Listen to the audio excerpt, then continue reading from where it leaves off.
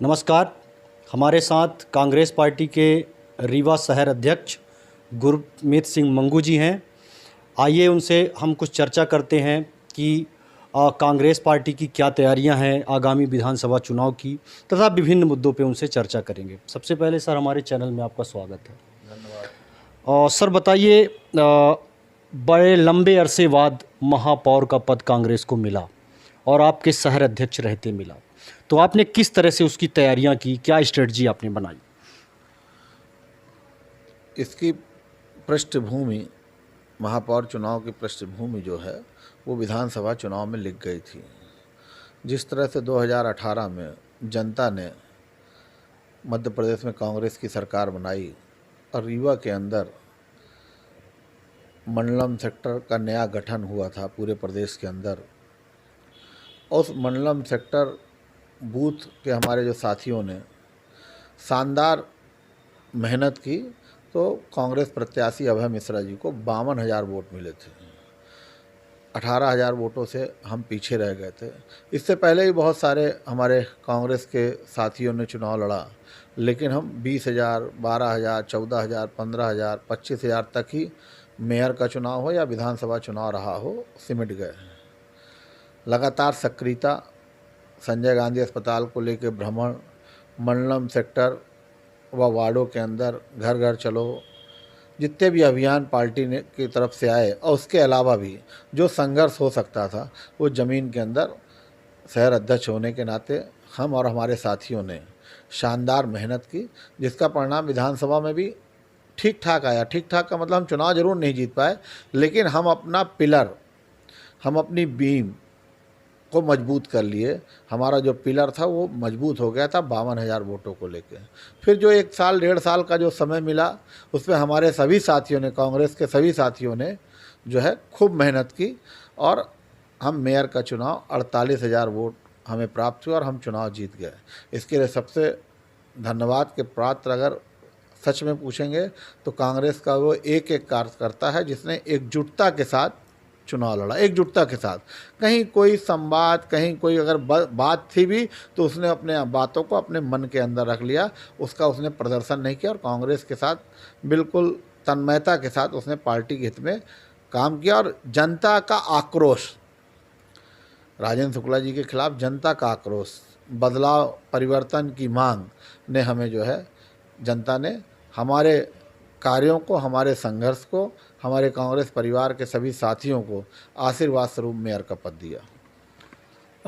निश्चित रूप से आपकी तैयारियां विधानसभा चुनाव से चल रही थी, जिसका परिणाम महापौर पद पे मिला, लेकिन नगर निगम का अध्यक्ष बनाने में कहाँ चूक रह गई? नगर निगम के अध्यक्ष बनाने में मैं मानता हूं कि पार्टी को चूक हुई है और चर्चा भी है कि पार्टी के अंदर ही हमारे कुछ नेताओं के द्वारा समझौता किया गया। ये चर्चा में है। सच क्या है, जिन लोगों ने समझौता किया है वही बता सकते हैं, लेकिन सच यह है कि पार्टी के अंदर जो है नगर निगम के चुनाव में अगर हम चाहते तो स्पीकर हमारा बन सकता है। उसके कारण है, मैं स्पष्ट रूप से कारण बताना चाहता हूँ कि हम 16 पार्षद जीते, एक मेयर का वोट हो गया 17, 4 हमारे अल्पसंख्यक समाज के साथी जीते हैं, तो 17, 4, 21 हो गए। और हमने उस तरफ ध्यान नहीं दिया।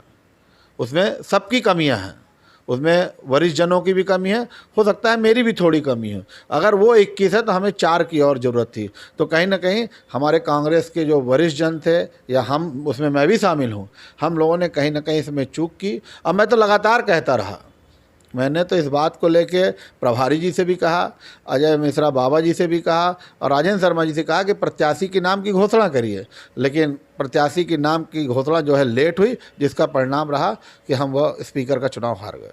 मतलब कहीं ना कहीं एक उत्साह, अति उत्साह हो गया, जिसमें आपने उस पर उतना ध्यान नहीं दिया। हाँ, ये भी एक कारण हो सकता है। ये बात सच है कि अति उत्साह के कारण हम चुनाव, लेकिन जनता के बीच में इसका गलत मैसेज है। इसमें यह मैसेज गया कि कांग्रेस ने कहीं ना कहीं भारतीय जनता पार्टी से समझौता किया, और किन लोगों ने किया वो वही लोग बता सकते हैं। तो ये जो परिवर्तन देखने को मिला रीवा में और भी नगर निगमों में मिला इस बार, तो क्या ये परिवर्तन विधानसभा तक पूरे मध्य प्रदेश में रहेगा? ये आपकी क्या राय? कमलनाथ जी के मार्गदर्शन पे 2023 में सरकार बनेगी। इस महापौर के चुनाव में सबने अपना पराया छोड़ा है और मैं धन्यवाद भी दूंगा अल्पसंख्यक समाज के हमारे साथियों को कि हमारे अल्पसंख्यक समाज के साथी जो हर बार निर्दलीय चुनाव लड़ जाते थे, इस बार कोई निर्दलीय चुनाव नहीं लड़ा। तो पार्टी को भी ध्यान देना होगा कि हमारे अल्पसंख्यक समाज के जो साथी हैं, अल्पसंख्यक समाज में सिख, जैन, मुस्लिम समाज के जो हमारे ईसाई हैं, उनका भी पार्टी के अंदर एक सम्मान होना चाहिए। और जब अगर अल्पसंख्यक समाज के हमारे साथियों को सम्मान नहीं होगा, चाहे सिख समाज का हो, चाहे जैन समाज का हो, चाहे ईसाई समाज का हो, चाहे मुस्लिम समाज का है, तो उसके आने वाले समय उसके परिणाम में फिर गंदे भी आएंगे। जी, रीवा विधानसभा में क्या इस बार भी अभय मिश्रा ही प्रत्याशी के रूप में होंगे? आपका क्या मानना है? नहीं, मेरी ये जानकारी मेरी बिल्कुल नहीं कि अभय मिश्रा जी कहाँ से चुनाव लड़ना चाहते हैं। ये आपको आदरणीय हमारे यहाँ के जो प्रभारी हैं प्रताप भानु शर्मा जी, वही आपको बता सकते हैं कि उन्होंने किसकी टिकट फाइनल की है। मुझे इसकी जानकारी नहीं है। निश्चित रूप से आपने कहा, ये बताइए, इस समय पर सिमरिया में एक विवाद चल रहा है।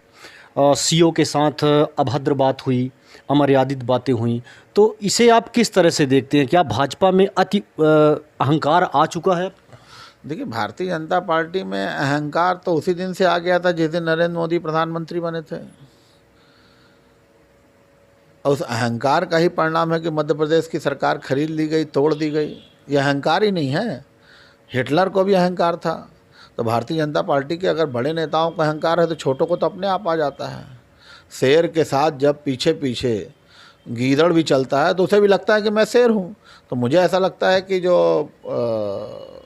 भारतीय जनता पार्टी के नेता हैं, दिल्ली से लेकर भोपाल से लेकर रीवा, उनको कहीं ना कहीं तो सत्ता का एक ललकार तो उनके अंदर दिखती है। आपके रीवा शहर में इस बार आपकी स्ट्रेटजी से महापौर पद प्राप्त हुआ, तो महापौर ने इस बार कई घोषणाएं भी की हैं, तो क्या आप मानते हैं कि वो घोषणाएं अमल में लाई जाएंगी? उसका प्रयास होना चाहिए।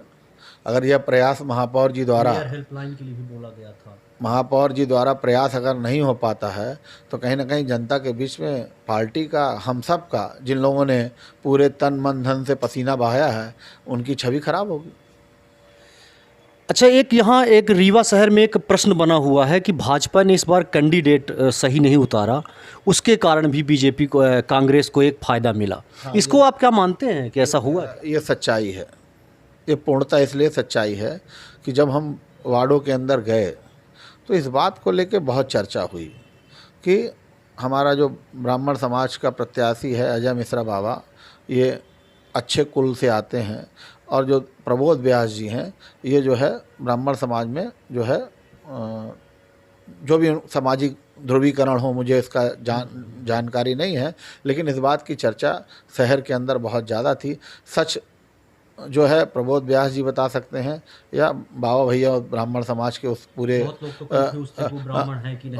वो वही बता सकते हैं। मैं इस मामले में क्योंकि मैं जिस समाज से आता हूँ, मैं सिख समाज से आता हूँ, हमारे यहाँ जाति का कोई मामला नहीं है। हमारे यहाँ सभी धर्म, सभी भाव सब एक हैं, क्योंकि हमारे गुरु ग्रंथ साहब में अल्लाह का भी वाणी है, हमारे गुरु ग्रंथ साहब में कृष्ण जी की भी वाणी है, हमारे गुरु ग्रंथ साहब में राम की भी वाणी है, हमारे गुरु ग्रंथ साहब में कबीर जी की भी वाणी है, हमारे गुरु ग्रंथ साहब में मदीना की भी वाणी है। तो हमारे गुरु ग्रंथ साहब में सभी समाजों का, भगवान राम जी का नाम तो कम से कम उस वाणी में 11,000 बार राम का नाम हमारे गुरुओं ने लिया है, कृष्ण जी का नाम लिया। तो मैं इस मामले में बहुत नहीं आपको बता सकता। मैं जिस समाज से आता हूँ, सिख समाज से, हमारी संस्कृति यह है कि हिंदू, मुस्लिम, सिख, ईसाई सब हम भाई, और हमारा गुरु एक है, वो है गुरु ग्रंथ साहब। अंतिम क्वेश्चन है सर आपसे, कांग्रेस पार्टी क्या कहना चाहेगी भाजपा के इस समय पर बेरोजगारी, महंगाई के ऊपर? आप क्या मैसेज देना चाहते हैं इस शहर के लोगों को कि कांग्रेस को ही वोट वो क्यों करें? कांग्रेस सबको लेके चलती है। कांग्रेस में जाति का झगड़ा नहीं है, कांग्रेस में भेदभाव नहीं है। भारतीय जनता पार्टी के अंदर भेदभाव है। हिंदू मुस्लिम सद्भाव का जो एक मामला है, उसको सांप्रदायिकता रंग देने का काम भारतीय जनता पार्टी करती है। कांग्रेस गांधी की पार्टी है, कांग्रेस संघर्षों की पार्टी है, कांग्रेस आज़ादी की लड़ाई की से निकली हुई पार्टी है। तो उसका उद्देश्य होता है कि गरीब से गरीब तबका जो पीछे की लाइन में खड़ा हुआ है, उसको भी सम्मान मिले। लेकिन कांग्रेस पार्टी तो इस समय पर देश में एक बुरे दौर से गुजर रही है, तो क्या ये आगे इस पे स्टैंड हो पाएगी पार्टी? क्या मानना है इस पे आपका, क्या कारण हो सकता है? देखिए, देश की बात तो आदरणीय राहुल गांधी जी, सोनिया गांधी जी, हमारे वरिष्ठ जन बोलेंगे। हमारे नेता राहुल गांधी जी हैं, प्रियंका गांधी जी हैं, सोनिया गांधी जी हैं। मैं गुरमीत सिंह मंगू जिंदगी भर राहुल गांधी जी और कमलनाथ जी और कांग्रेस पार्टी का आभारी हूँ कि रीवा की धरती पर जब राहुल गांधी जी आए थे तो उन्होंने इस बिंद की माटी पे मुझे मेरे नाम से पुकारा, और जब कभी दिल्ली में उनसे मौका मिलता है मिलने का तो बड़े प्यार से वो जो रीवा के बारे में संवाद करते हैं, तो हम तो मेरे नेता वही हैं। तो ये थे हमारे साथ गुरमीत सिंह मंगू जी, जिन्होंने हमसे विभिन्न मुद्दों पर चर्चा की तथा बताया कि कांग्रेस पार्टी आने वाले विधानसभा की चुनाव की तैयारियां भी बड़े ज़ोर शोर से कर रही है। लगातार रिसर्च न्यूज़ को देखते रहिए। धन्यवाद।